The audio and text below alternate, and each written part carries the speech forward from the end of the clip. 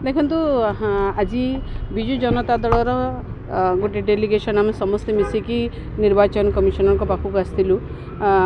गतकाली 7 तारिख संध्या 5टा बेले भुवनेश्वर संसदीय क्षेत्र में प्रार्थी होती सांसद प्रार्थी अपराजिता षडंगी महोदया सी काली जटणीर निर्वाचन मंडली जटणी छकरे प्रशांत जगदेव एवं विश्वरंजन बड़जेना सांगे 10 रु 15 रु 20 छोट पिला नहीं निर्वाचन प्रचार रैली करुले। गोटे कथा आमर ओडिया रे अच्छी जे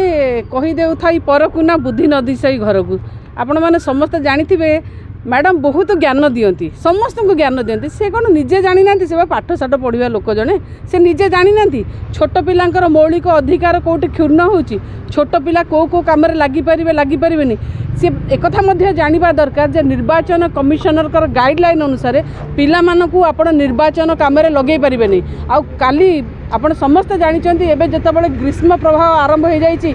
40 रु 42 डिग्री टेम्परेचर जाऊँगी से समय आपण पिला नहीं छोट पिला नहीं कांधरे बीजेपी पताका पकाई मुंडे बीजेपी टोपी लगे कौन सजेगी कौन कौन वार्ता देवाक चाहते आपण एटा कौटी ना कौटी